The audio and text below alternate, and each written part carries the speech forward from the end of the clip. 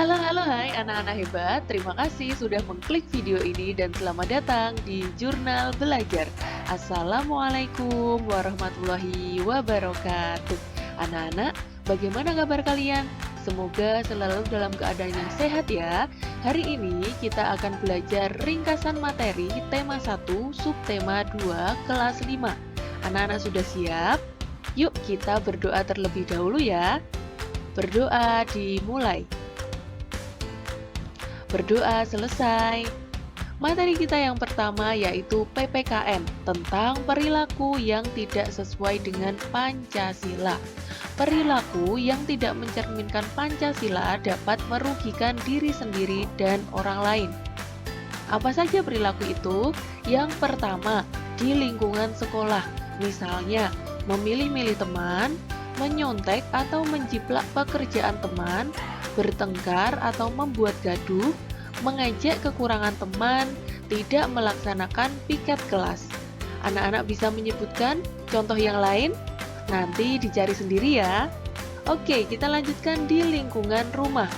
Tidak taat beribadah sesuai ajaran agama, tidak mau berbagi dengan anggota keluarga, tidak menghormati orang tua, memaksakan kehendak terhadap anggota keluarga, dan tidak berkata jujur atau mengada-ngada. Hayo anak-anak, tidak boleh berperilaku seperti itu ya. Yuk kita lanjutkan ke lingkungan masyarakat. Tidak mau menjenguk tetangga yang sakit, tidak mau membantu tetangga yang kesusahan, tidak mau mengikuti kerja bakti, tidak mau menjaga kebersihan lingkungan, dan mengganggu atau merugikan orang lain. Nah, apa ya akibatnya jika kita tidak mengamalkan nilai-nilai Pancasila? Misalnya, jika kita tidak mengamalkan nilai-nilai sila pertama, maka segala urusan hidup kita akan terasa sulit anak-anak. Kemudian, jika kita tidak melaksanakan sila kedua, maka diri kita tidak akan diperdulikan oleh orang lain.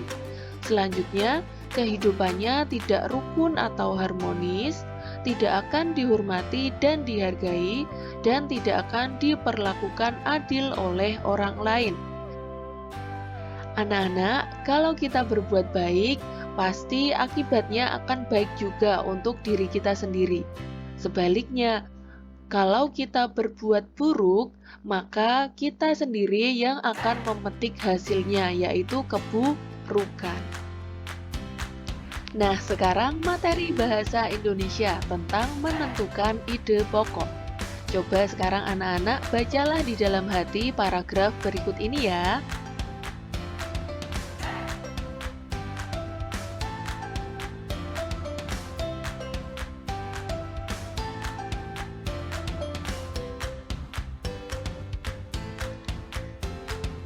Ya, ide pokok dari paragraf tersebut adalah ya, jogging artinya bergerak maju dengan setengah berlari. Pinter. Mari kita lanjutkan ke materi IPA tentang alat gerak pada tubuh manusia.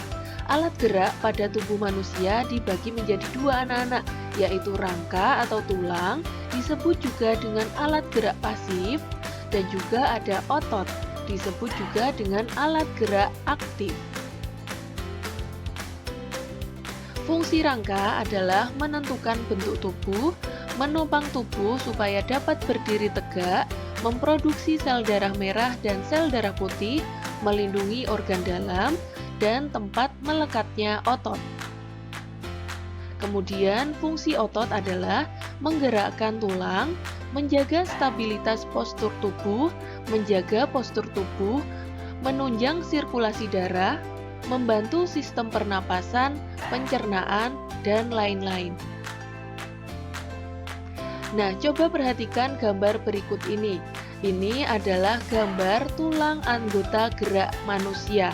Ada tulang anggota gerak atas dan tulang anggota gerak bawah. Yang tulang anggota gerak atas adalah tangan atau lengan, terdiri dari tulang lengan atas, tulang pengumpil, tulang hasta, tulang jari tangan, dan tulang pergelangan tangan.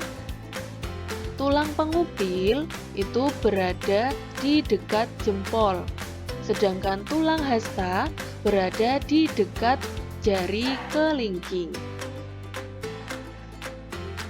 Dan tulang anggota gerak bawah adalah kaki, terdiri dari tulang paha, tulang tempurung lutut, tulang betis, tulang kering, tulang pergelangan kaki, tulang jari kaki, dan tulang telapak kaki.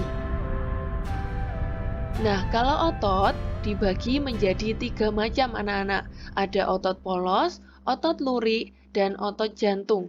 Semuanya memiliki ciri-cirinya sendiri. Otot polos ciri-cirinya adalah berbentuk gelendong, polos, memiliki satu inti sel di tengah, berada di organ dalam seperti paru-paru, lambung, usus, hati, dan sebagainya, serta bekerja secara tidak sadar. Kemudian ciri-ciri dari otot lurik adalah berbentuk silindris, memiliki garis melintang, inti sel banyak dan ada di tepi.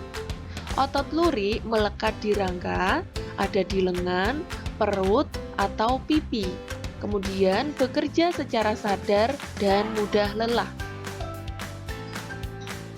Selanjutnya ada otot jantung. Ciri-cirinya adalah memanjang, silindris, dan serabut bentuknya.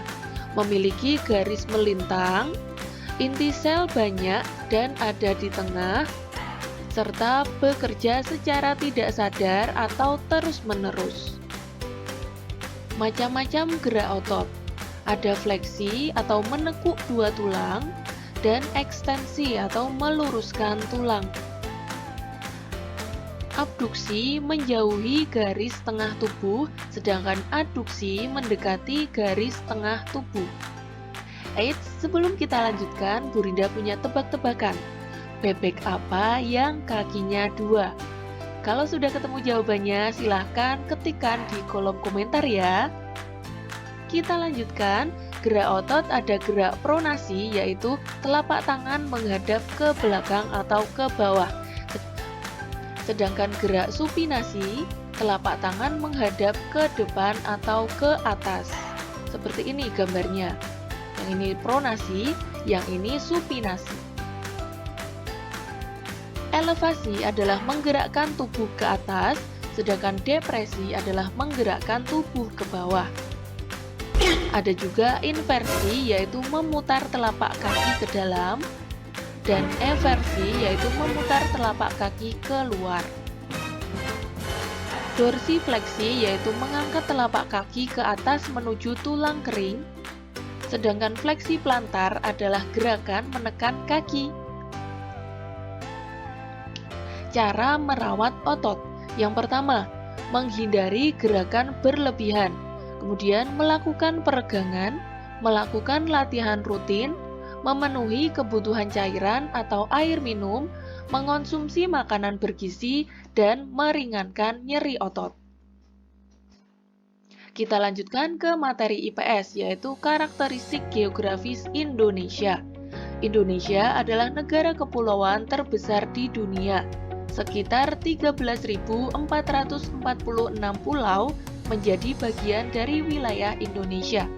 Tersebar sekitar 269 juta jiwa yang tinggal di Indonesia berdasarkan survei penduduk tahun 2020. Kenampakan alam pada bentang alam Indonesia merupakan salah satu yang terlengkap di dunia anak-anak. Ada laut, pantai, dataran rendah, lembah subur, padang rumput, sungai, danau, bukit, pegunungan, hingga gunung dapat ditemukan di Indonesia. Iklim merupakan kondisi rata-rata cuaca di suatu tempat dalam jangka waktu yang lama. Iklim di suatu wilayah dipengaruhi oleh letak geografis dan topografi tempat tersebut.